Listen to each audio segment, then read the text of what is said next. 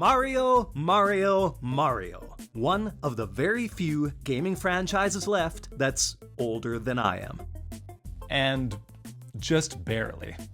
He's a character that transcends generations, similar to Mickey Mouse, who I'd wager he's more popular than by an even larger scale now. It doesn't matter how old you are or when you were first introduced to him, Mario remains a positive mascot for the whole video game industry, and we're here to celebrate 40 years worth of happy memories that all started with one game. I remember fleeting glimpses of being a toddler and watching my older family members huddled around a 15-inch blurry TV, NES controllers in hand, being awestruck at how they were controlling what looked like a middle-aged painter or construction worker, making him dash and hop around this fantasy world of levitating bricks and evil mushrooms. It made as little sense back then as it does now, with sentient cappy caps and flood water backpacks and talking bombs. But that's beside the point. Mario saved video games, at least from a home console standpoint.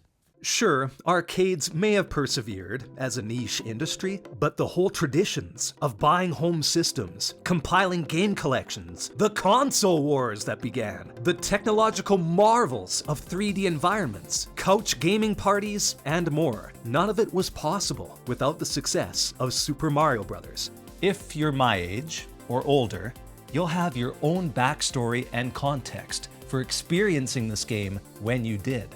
If you clicked on this video, it's likely partly because you have that connection to reminisce on. Maybe it was a social experience, latching on to something that may have, at that time, seemed like a passing fad.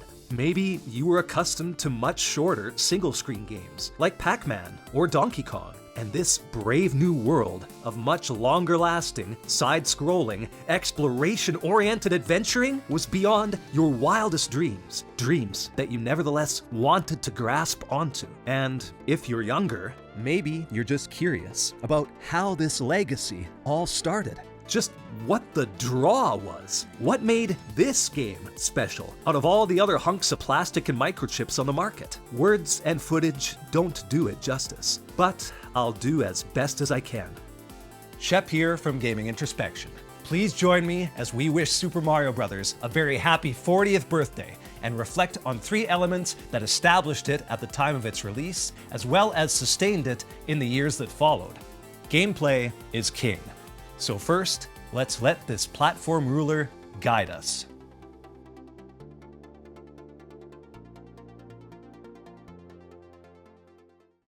To be sure, Super Mario Bros. Is a game that still has one foot rooted in its arcade heritage. It's got the score counter up in the corner, you still get bonus points for combo attacks on enemies, or creating fireworks, which to this day, I still don't understand what makes less, more, or none of them occur. Ah, yeah! Made it to the castle! Oh yeah! Oh! Oh! Oh yeah!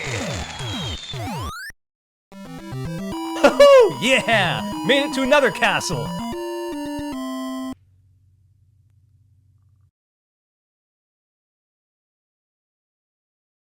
Another arcade staple, the time limit, is always there, counting down much faster than a number every second, with that hilariously frantic double-speed music making those palms that much sweatier as you desperately attempt to have Mario grind on that flagpole before some invisible, malevolent force kills him without delay. That countdown, it's more anxiety-inducing than some survival horror games. The only thing that tops it is Mario's rival Sonic when he's forced underwater for too long. Get the bubble.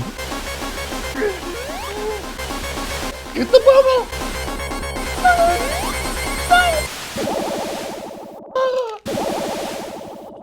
Super Mario Bros. Differentiated itself, though, with its side-scrolling gameplay. Now, it was certainly not the first side-scroller ever. They'd been around for years in some form or another, with shooters like Defender and Scramble in 1981, and beat-em-ups like Kung Fu Master in 1984, all in the arcades. But the concept of running right to reach a goal, and repeat it while traversing a gradually changing landscape, with new challenges and enemies appearing throughout, it broadened the whole concept of what video games could be.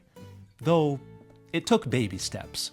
It's important to note that the lush, imaginative worlds of future games, complete with fire and ice hazards, desert wastelands, haunted mansions, these didn't exist yet. Super Mario Bros. Actually lacked a lot of that variety, which is a surprising fact we sometimes don't accept as we look through our nostalgic glasses. There's basically 5 settings. The basic brown brick road filled with pipes, pits, and levitating bricks, these mushroom hill canopy areas with pendulums, tough jumps, and trickier platforming, dim, black, underground caverns, which inspired players to run across the ceiling, thus making those stages mostly unremarkable, and 3 underwater stages. Yep, seriously. Just 3 of the 32 total stages have Mario swim as he makes his way towards the goal. When I replayed this, I was shocked at how infrequent they were. They offered little in the way of originality, just some generic underwater enemies which you needed to deftly dodge. Generations in the future, we'd venture to Bowser submarines, shipwrecks underwater, and weird pseudo-realistic Atlantis-style wrecked cities. But that was a decade away. The final scenery we get are the castle stages, or fortress, whatever you prefer. All of them intimidating us with those lava pools and fireballs and rotating fire sticks, all of them with cryptic layouts we'll discuss in depth in a bit. And those Bowser battles, they are still imprinted on many of our memories, and it was a thrill trying to time your dash underneath or jump just right to avoid his attacks and send him plummeting down below. So while the layout was sparse in variety, you still felt a sense of progression and build-up as you reach castle after castle, getting taunted mercilessly each time in the 4th stage of each of the 8 worlds. Oh, damn it, Toad! She'd better be in the next one! Would it be too much trouble to specify which castle it is that she's being kept? Why didn't Mario interrogate him a bit? Ask some questions or get directions? It would have saved a lot of grief. And what if she was in one of the castles you skipped when you used the warp zone? Mario would have felt pretty stupid then. As Miyamoto specifically explained, World 1-1 is the training stage. In games past, you were forced into facing obstacles immediately, and if you fail, too bad for you. This tutorial technique would be yet another way that Miyamoto's design changed video games. And he used it again when the series made its transition to 3D, with the peaceful, open fields of Peach's castle. In that first level, hardly any pits are there for Mario to fall into. There's few enemies or obstacles, and you just get used to those gratifying controls built on momentum and inertia physics. It's astonishing to me just how precise this still feels today. Each bit of speed you add to Mario's run affects his jump. The momentum he has affects your ability to change his direction, both on the ground and in midair. The pipes you encounter are all different heights, so you realize you can adjust the height of his jump by pushing the button down longer. 40 years later, you still feel like it's some of the most precise control you've had over your avatar, and the engagement this provides is exhilarating. Sometimes it's a simple thing like that, which lets a game still be accessible for future generations. It was also a huge improvement from Mario's origins. In the original Mario Bros., your jump was basically fixed in an arc, and the movement control was stiff. It was honestly brutal. Donkey Kong was similarly more unforgiving. The gains made here were remarkable. That precision control helped you trounce early enemies like lowly Goombas or grounded Koopas, and you gain confidence by the second, especially when you use the wonderfully hidden power-ups, transforming into Super Mario. And if you can stay that way, finding hidden fire flowers to finally kill those piranha plants that had been taunting you with impunity. And so you grin as you rain death on the bad guys from above, before becoming completely OP, as Starman makes you invincible. But before you become too comfortable, it quickly escalates. Enemies no longer are vulnerable to everything. Fireballs become less effective to spam. Environments get more claustrophobic. Koopas grow wings and fly in perilous spots, interfering with your jumps. More enemies lurk in trap areas. The dreaded Hammer Brothers appear, not only armed with an infinite amount of ranged projectile hammers, but altering their vertical position up and down to become more of a hassle. Big Berthas that used to just lazily swim in straight lines now are jumping and flying out of the ocean en masse to kill Mario as he runs across bridges. And as you get closer to Bowser's lair, his armed defenses start appearing with more frequency as you add giant bullet bills to the list of hazards you need to avoid. For every dim-witted enemy that happily dies for no reason, there comes examples of basic enemy AI in the bloopers that adjust their verticality and motions to interfere with Mario's swimming path. Lakiitu's up the ante, becoming an early example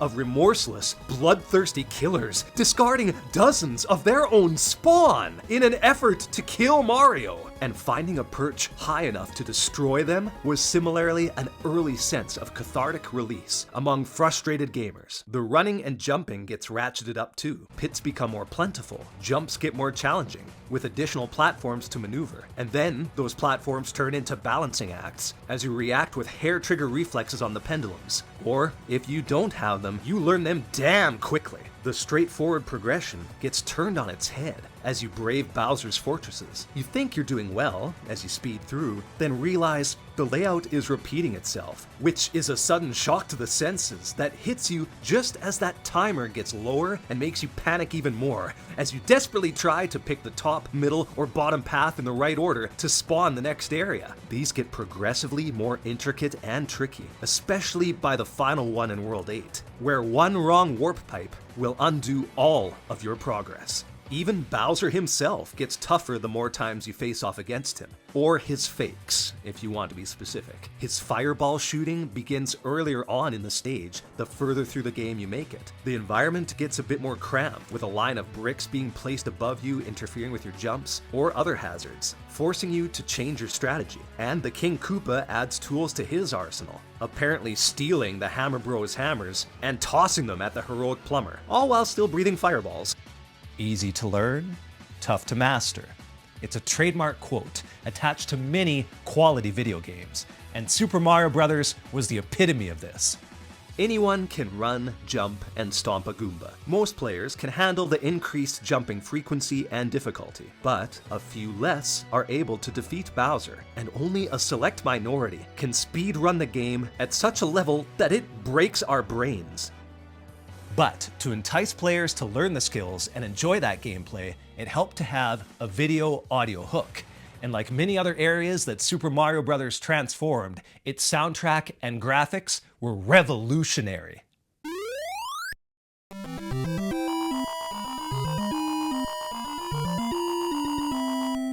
On a technical level, Super Mario Bros. Was basic to the max.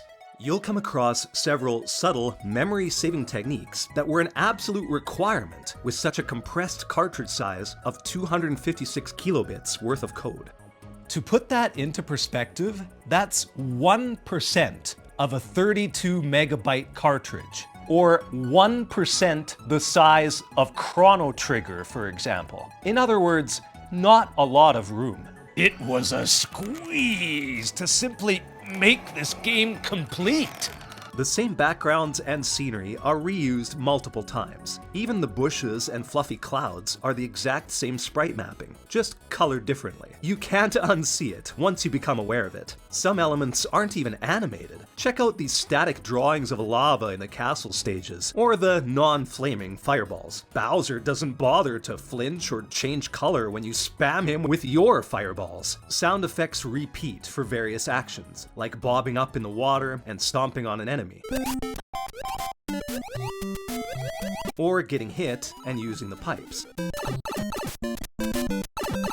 And yet, despite all that, we see very smooth animation on bricks being bumped or smashed, tons of hammers being animated at once, and the frame rate stays relatively crisp. There are a few hiccups of slowdown or flickering, but not a lot. And this is remarkable. As stated before, the variety of stages is very limited, but seeing a pitch-dark night sky nevertheless gives a more hardcore vibe, which is fitting, as this happens during later stages which are tougher. So this comes as a smart aesthetic choice. Subtle cues of you getting closer to the final stage, like these large outcropped brick walls looming over you in the background of World 8, make it clear that things are getting real. As far as music goes, it's something that younger gamers would undoubtedly criticize. First of all, you've only got 4 background themes, including 0 of them playing during the demo. No sound effects either, and this is another missing element from my memory. I had no idea that the demo was silent. This is the case in Super Mario Bros. 3 as well. Anyway, the game opens with the legendary Mario theme that needs no introduction.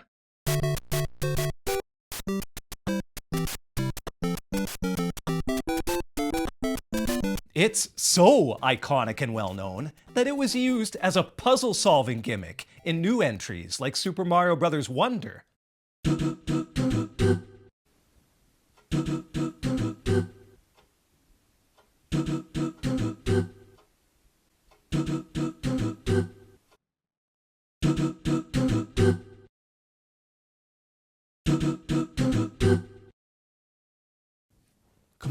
Come on, think back. Think back, you can do this.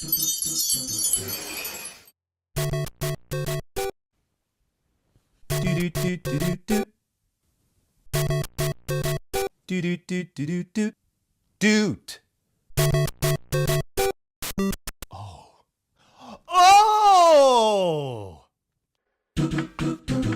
Wiki!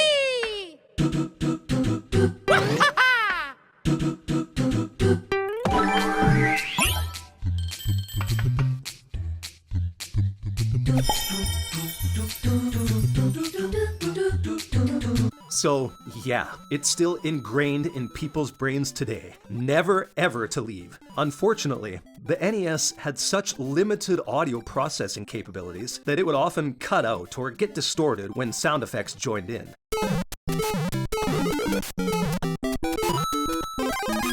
Other songs on our playlist include the 10-second Underground theme,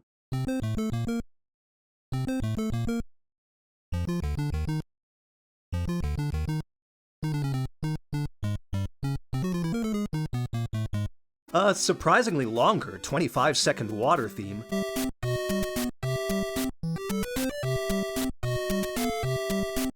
and a 7-second Bowser Castle melody.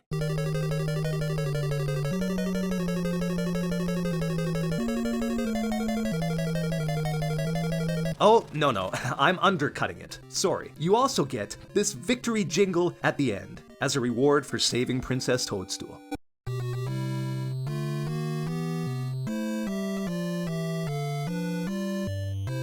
If you want an exhaustive list, there's the Dying theme, Game Over theme,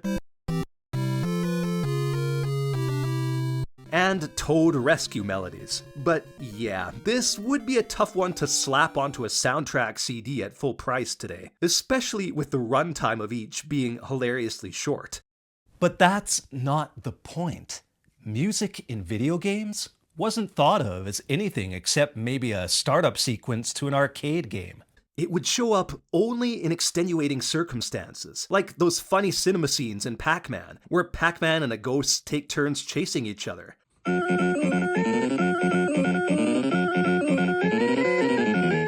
It wasn't supposed to evolve into an art form that complemented the gameplay.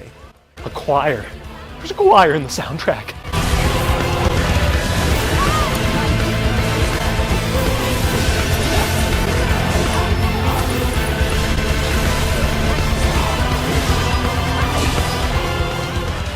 Referring back to Mario Bros. Again, you heard a brief jingle at the start of the stage, or if you died, and that was about it.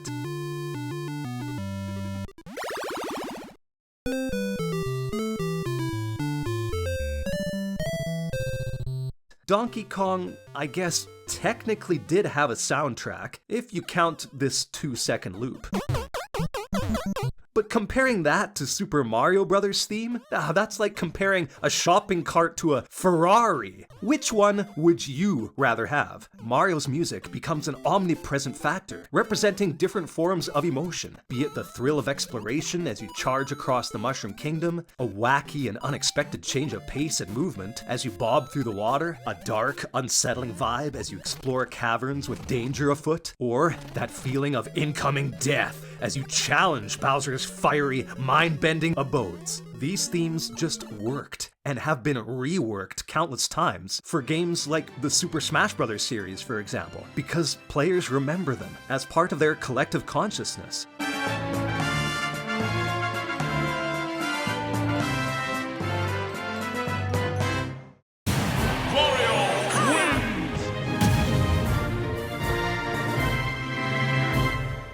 So, we've got an addicting, fast-paced gameplay system that controls flawlessly, appealing visuals, and tunes that help to draw new players in.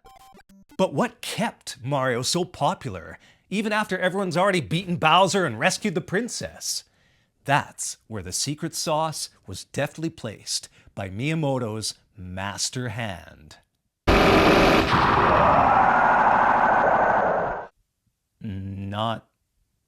Not that one.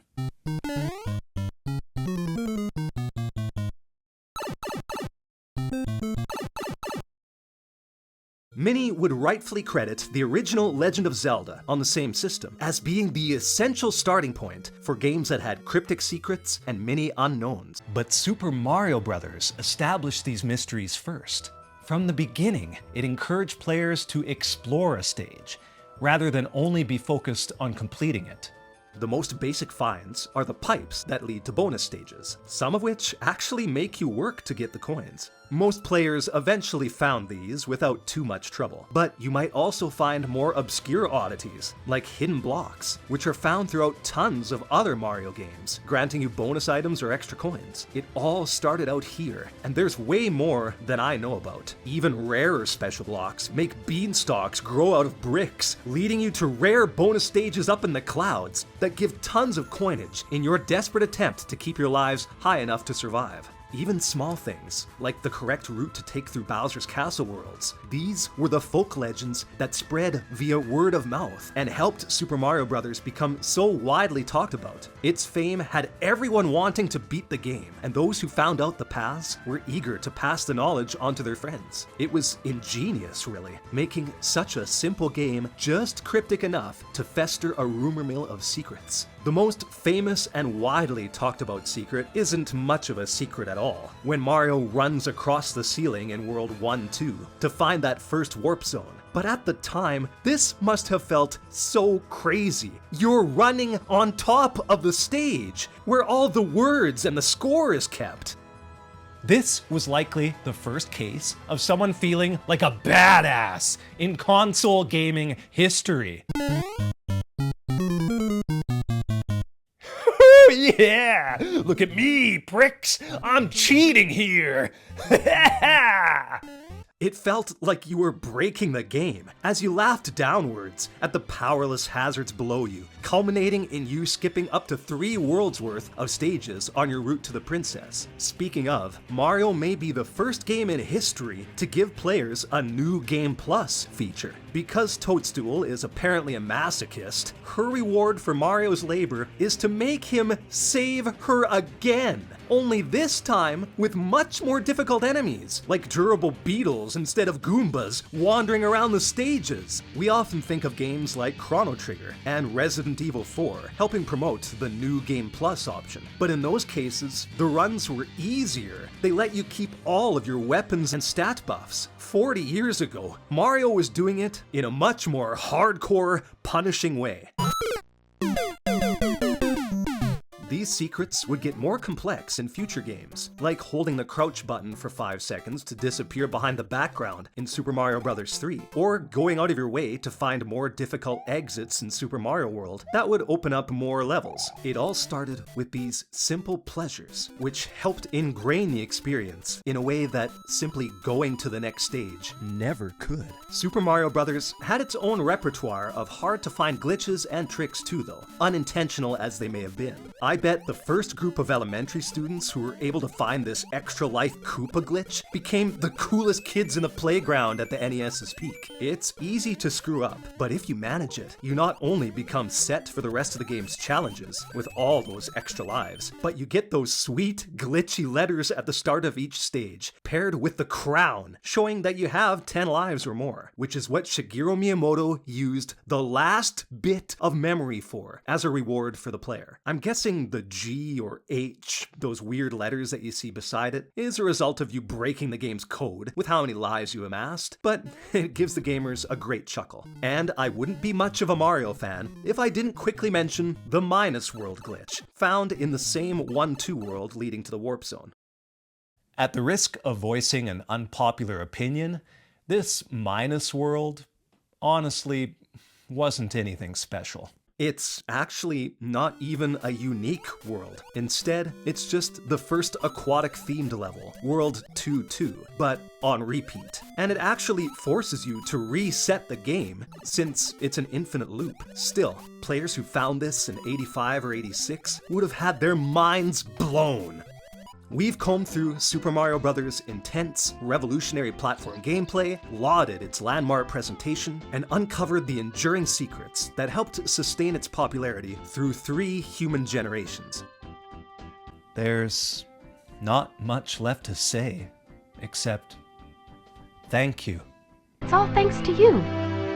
Thank you, Mario. Over 40 million paying customers can't be wrong. The entire industry was able to flourish and become mainstream because of you. Kids who struggle with finding places to fit in with their introverted tendencies are now able to feel accepted among their family and find communities of fellow fans who knew how great of a hobby and pastime video games were going to be.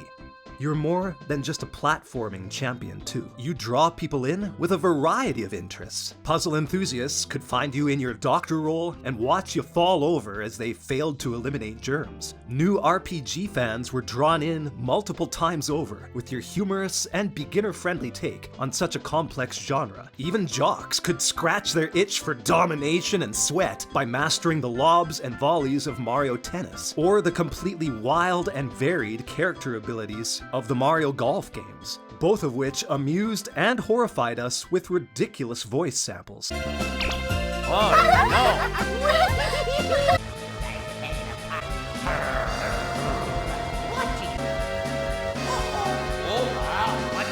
You helped reinforce friendships and also teared them apart with Mario Party's 4-player mayhem that made sure everyone had a chance to win equally, regardless of how skilled they were.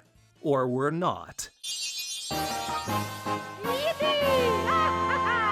No!